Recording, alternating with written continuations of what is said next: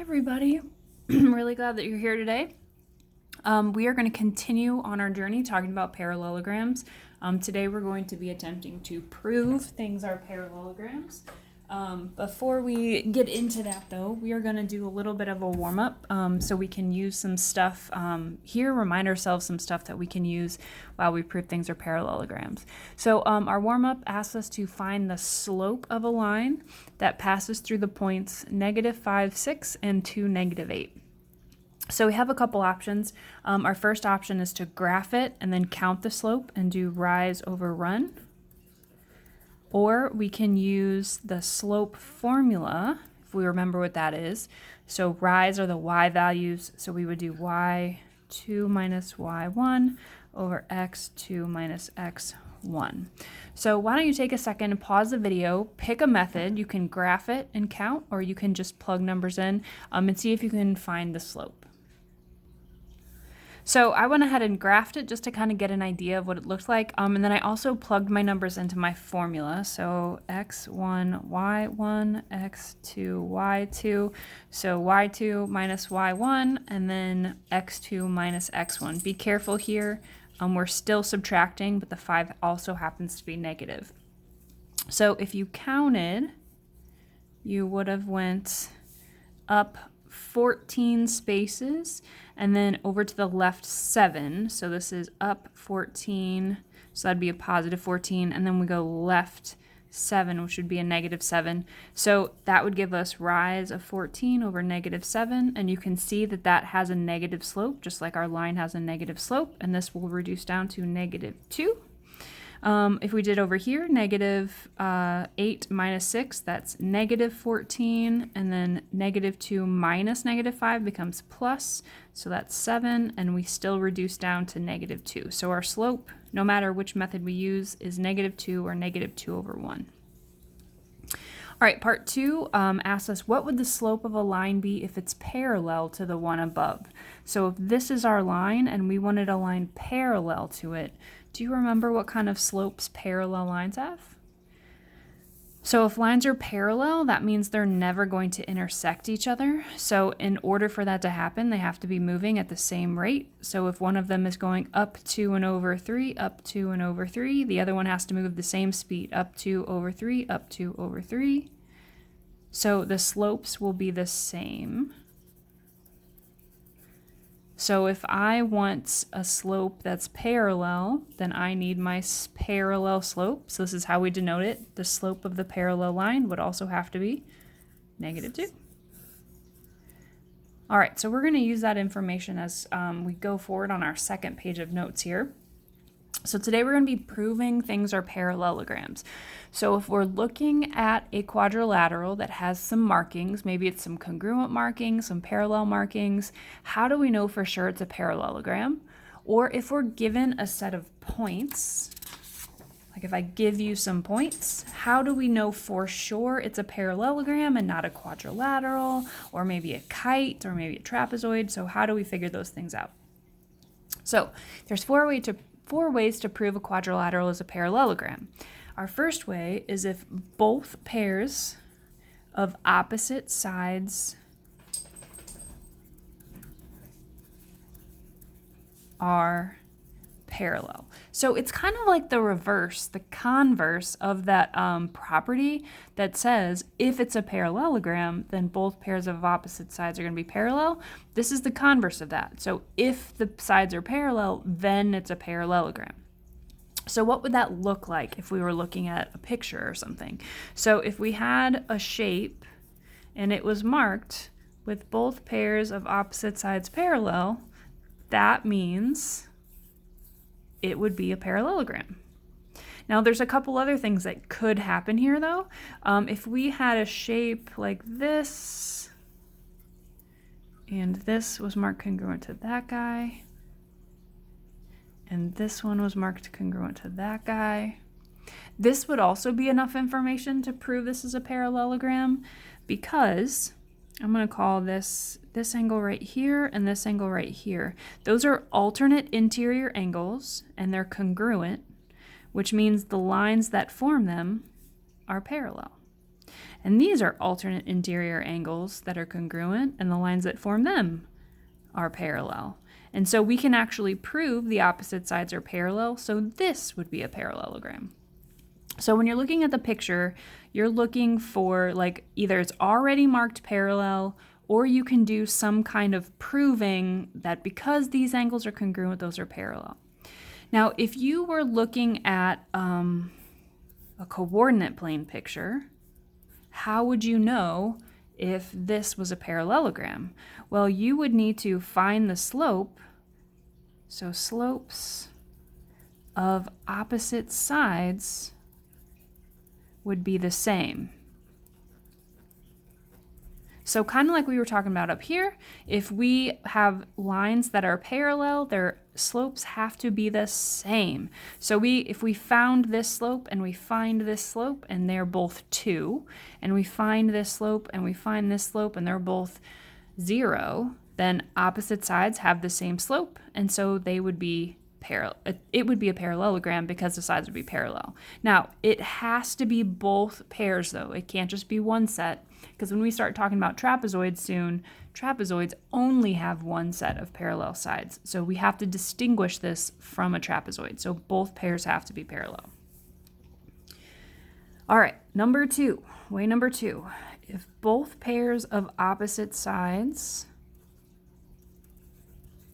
are, remember, parallelograms have both congruent and parallel sides, so if they are congruent, then it'll be a parallelogram. All right, so again, what could that look like? It literally could be marked congruent in your picture. Opposite sides are congruent, opposite sides are congruent. Now, I have these marked differently. Would this still be a parallelogram? So as long as opposite sides are congruent, if both pairs of opposite sides are congruent, it's a bonus that they're all the same, but if both pairs of opposite sides are congruent, it's still a parallelogram. All right, what would that look like on a coordinate plane? Well, if I wanted to prove congruence, then I need to prove the length of this is the same as the length of that. So do you remember how we can find length? So we have 2 options. Okay, so we need to find the length, and our 2 options are using the distance formula, which is this long, ugly formula. So we've got the square root of x2 minus x1 squared plus y2 minus y1 squared. So if we do all of this and the opposite sides are the same length and these opposite sides are the same length, then it proves it is a parallelogram.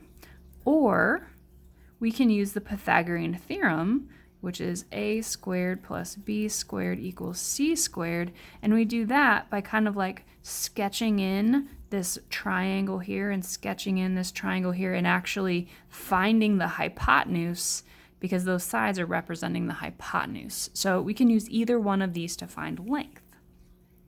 So if we can prove both pairs of opposite sides are parallel, or if we can prove both pairs of opposite sides are congruent, then we know it's a parallelogram.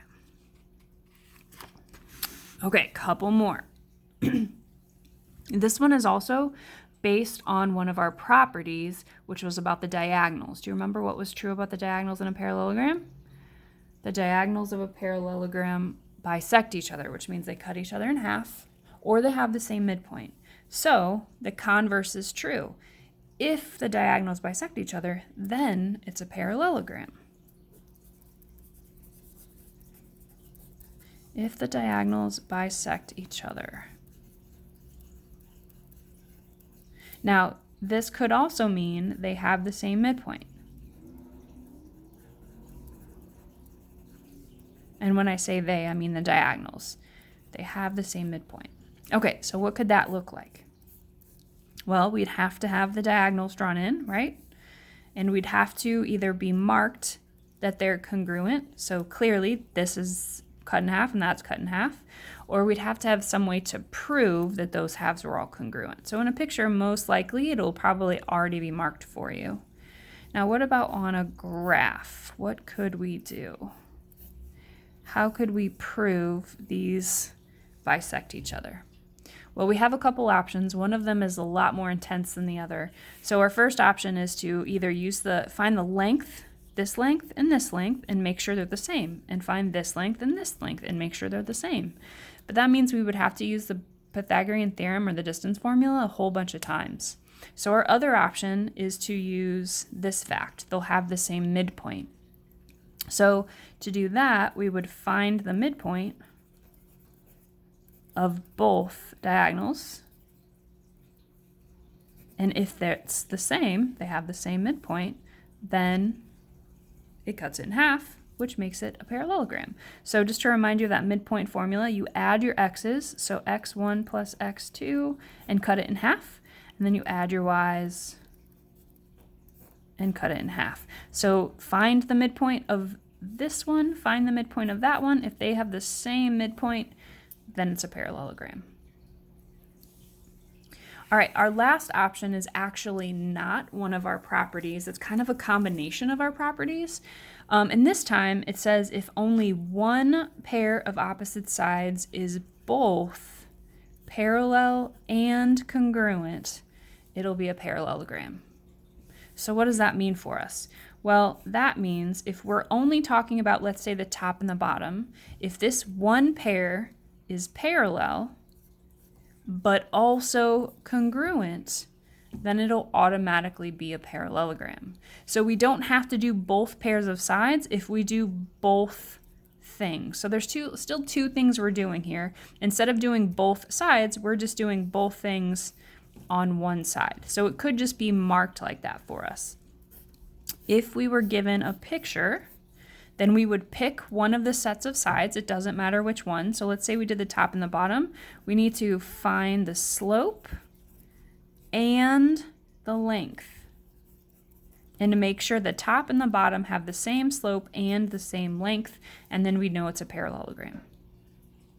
All right, we're going to keep this handy as we do some of these problems over here. So I'm going to flip kind of back and forth just to kind of check in. All right. So we're going to put some of this into action here. So example 1, determine if the following are parallelograms based on the markings. Explain how you know. All right, so I'm actually going to have you pause the video for a second, look through the 4 ways we can prove it's a parallelogram, and just take some initial guesses. Which ones do you think are parallelograms, and which ones do you think are not parallelograms? So go ahead, pause the video, and just take some initial guesses. So for example A, we've got a quadrilateral. It looks like a square. So I didn't draw these like parallelograms on purpose because I want us to just focus on the markings and whether or not we can prove it. So what do you notice about these markings? Well, these markings are the same top and bottom and the same left and right. They actually are bonus, the same all the way around. And over here, we actually drew that picture right here. So this shows us that opposite sides are congruent. So this is a parallelogram because opposite sides are congruent. It's a bonus that they're all congruent to each other, but all that matters is top and bottom are congruent, left and right are congruent. All right, let's look at B. What do we got going on in B? So in B, we have some congruent marks. The opposite sides are not congruent, so that isn't going to be this one. We have these two are congruent, but they're not opposite sides. We don't know anything about the diagonals, so we can't use that because there's no markings in this picture. We don't have any parallel marks in our picture, so we can't use this one. The only other thing we could use is if we have one pair that's both parallel and congruent. But like I said a minute ago, we don't have any parallel markings in our picture, so this one, not a parallelogram. We just don't have enough information, or it's just not marked correctly. All right, let's look at C. So in C, we do have opposite sides parallel, but we don't have both sets of opposite sides parallel. So top and bottom are parallel, but do you see the left and the right? Those actually have 2 different marks on them, which means these are not parallel to each other. So we can't use number 1. Number 2, both sides are congruent. So we have one set congruent, but it doesn't tell us if the top and the bottom are congruent. I know it looks like it's congruent, it looks like it's a square, but we don't want to assume anything. We want to be told that it's true or be able to prove that it's true. And right now, the proof of because it looks like it is not strong enough. So we don't have both pairs congruent, so we can't use that one. Number 3, the diagonals bisect each other. We don't even have any diagonals drawn in our picture, so that won't help us. So maybe the last one though, one pair is both parallel and congruent. So we already have them congruent. Are these two sides parallel? Well, we said a minute ago that these are different marks, so they're not parallel. So although we've got congruent, we don't also have parallel, so not a parallelogram. All right, D was yes, for the same reason as A, opposite sides are parallel. Sorry, not parallel, congruent, just kidding. Those are congruent marks, not parallel marks. E, what do we have going on in E? So we don't have anything about the sides for E, so we can't say both pairs are congruent or both pairs are parallel. We do have diagonals drawn in here, but we don't have any markings on our diagonals. These two angles right here, those are vertical angles, so they're gonna be congruent, but they don't actually tell us anything about our diagonals. So for this one, we just don't have enough information for this one, so we're gonna say it's not a parallelogram. All right, letter F.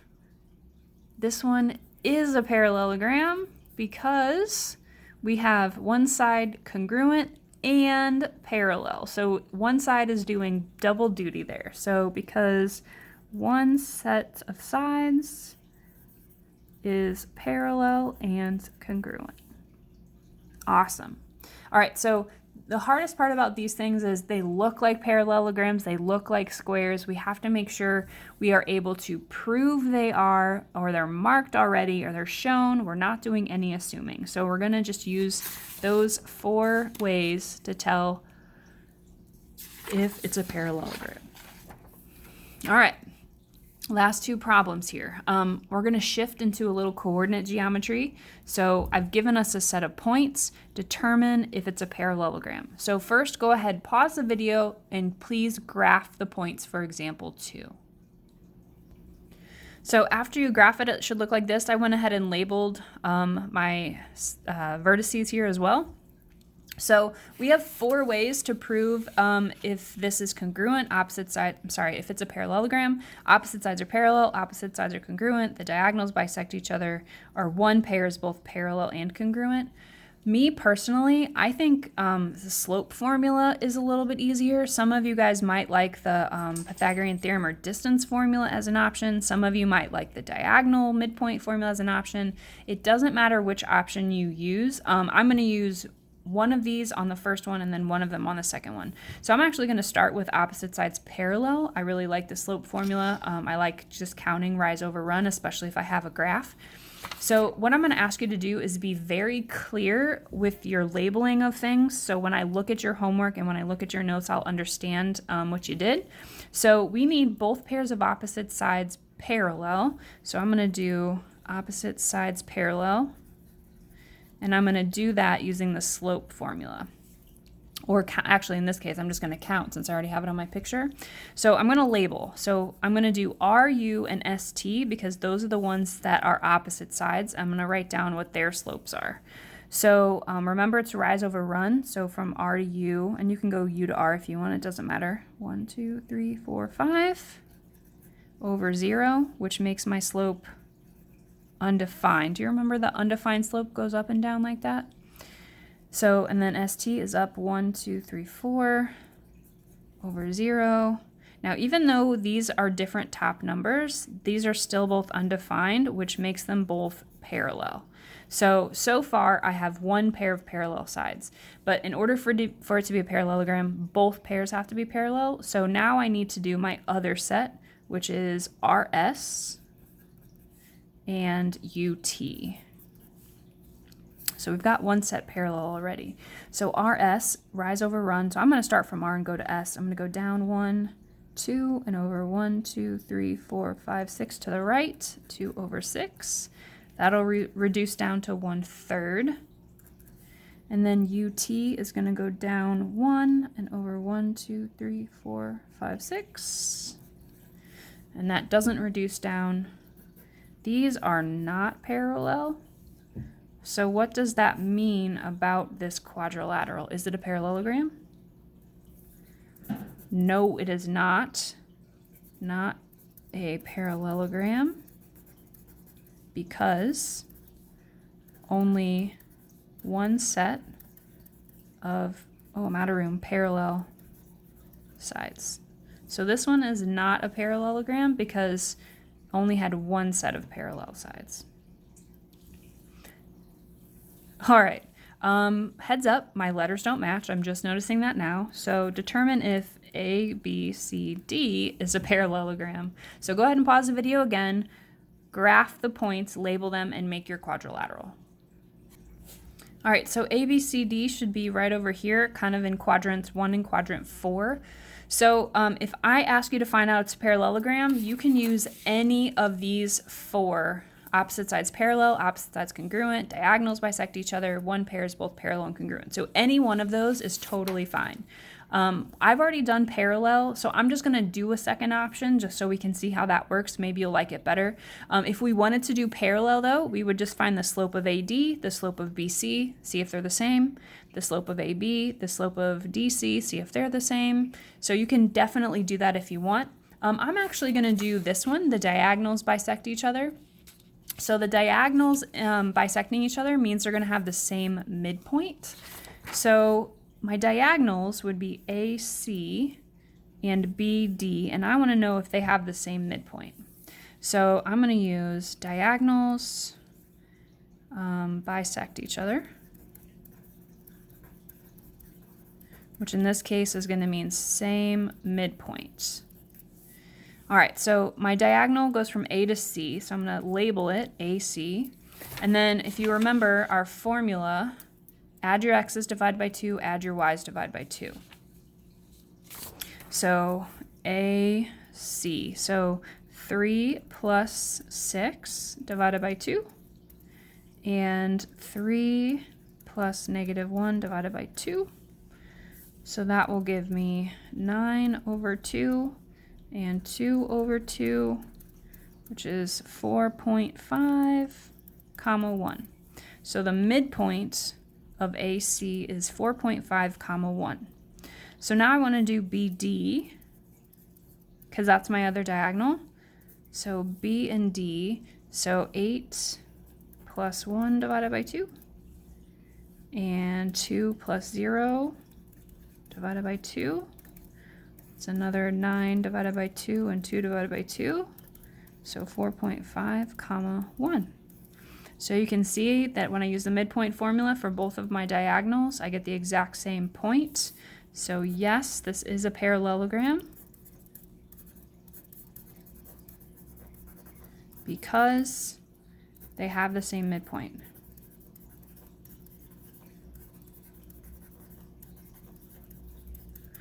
Now, a couple things that I want you to notice here. Not only did I label my work and show my numbers and write that they were parallel, I wrote an answer out and explained it. So I don't want to just say it's not a parallelogram because then I'm making my reader, my audience, figure out how did I know that. So this is what I think and this is why I think it's true. It's not a parallelogram because there's only one set of parallel sides. And then my work backs up my reason. So there's only one set of parallel sides. How do I know that? This one was parallel, that one was not. Over here, yes, it's a parallelogram, so that's what I think. This is how I know they have the same midpoint. Well, where does it show they have the same midpoint? It shows it right here. So when you do your homework, when you take your quizzes and your tests on this, I will be looking for that. You can't just randomly slap down some numbers and force me to guess what you knew. So you need to be very clear. What do you think? How do you know? What's your proof to back it up? All right, if you have any questions, please reach out. Otherwise, have a fantastic day.